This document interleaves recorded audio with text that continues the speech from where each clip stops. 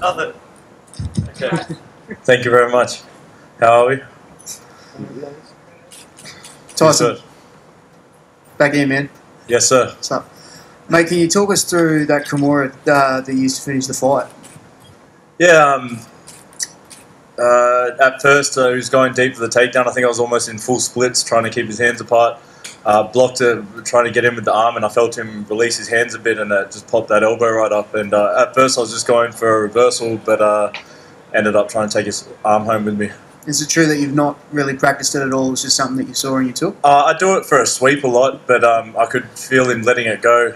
I don't think he was expecting it, and then when I thought I actually mistook the claps. I heard a clap, and I thought that was the last 10 seconds, so I thought I was going to rip it off here. You and Ty have attracted such great support so quickly in your UFC careers. How does that feel to know that you've become such a crowd favourite so early? Man, to be honest, I thought that crowd favourite was going to get us both the bonuses. Still a little bit disappointed, I just heard. It's awesome, but it would have been nice. I thought I was going to get at least walk out of the night performance.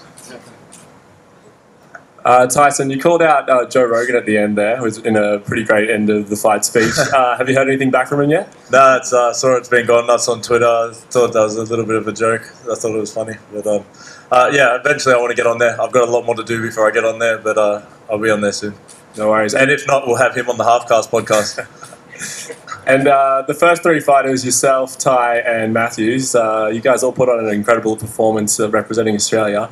Unfortunately, Mark Hunt didn't get the win. Do you have any thoughts on that fight? Man, that guy just looked heavy as hell. Awesome wrestler. Mark almost clipped him, but that's the fight game. You win some, you lose some. So on to the next one. I know Mark will bounce back. He's a true fighter. And any word on your next guest for the Halfcast podcast?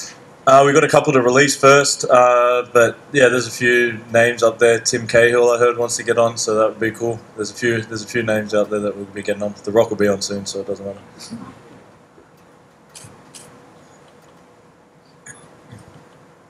Who chooses the bonuses? Actually, I'm actually burning about that. I was like, are you not entertained? What more do you want? Just wondering, Tyson, you mentioned that you had an injury going into this fight. Was it going into the fight or during the fight? Going into. So what was the injury? I tore the cartilage in my ribs. So it's been killing me all week. Everyone's asking, how's your rib? I was like, yeah, perfect, let's go. I can't pull out. Wasn't going to let the crowd down. Did you? I mean, I know the crowd obviously brings a lot of pressure. Did you ever think about it at all, pulling out? Did it bother you during the fight? Yeah, he kneed straight on it. So I took the wind out of me, but it doesn't matter. Everyone goes into the. You don't. I'd never really go in 100%, so just push through it. Do you think you could have gone on and kept fighting, or was there in the back of your mind? Did you sort of think you need to finish the fight quickly because it's bothering you? Nah, not for a second. I was ready for a 3-rounder, but yeah, it's why go for 3 rounds when you can go for 1? Yeah, you had the ankle wraps on. Were you potentially expecting this to be a big ground battle and maybe preparing for what he was going to do on top? I've been kicking a lot of elbows lately, so when at training, so I've started wearing them, and it's just more comfortable. A little bit of ankle support. You spoke before the fight about not really wanting to game plan and sort of study a lot of tape, which is something that's very focused on down at Jackson Winklejohn's. And did you feel that sort of, being yourself, and when you spoke to us before, you didn't really know much about your opponent, or at least that's what you said. Did you feel like that allowed you to be more yourself in this fight and sort of express yourself better? Yeah, every time I think I'm bringing a better version of myself. I felt light. There was a couple of mistakes that I made. I got caught in there a little bit, but not hard. He had heavy hands, but I think he just wanted to knock me out too much. And then when he felt my hand speed, he really ran that takedown. So, like I said, I thought he was going to just try and grab it straight away, but that's why I don't watch too much tape. You don't know what they're going to bring out, so figure it out in there, and I enjoy that. You were undefeated before your last fight. Now here you pick up a really big win and exciting finish. How quickly do you want to rise through the ranks of the division? Is there anybody on your mind? Are you sort of targeting maybe the top 15 or top 10 and sort of want to get in there quickly, or are you happy to just take your time, sort of develop as a fighter? All of them.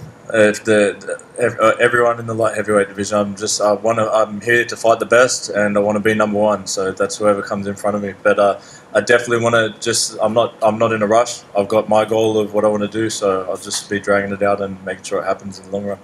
You and Ty were having a contest between entrance music. You had your usual. He had Horses by Daryl Braithwaite. Who do you think won? I won for sure. He knows I did.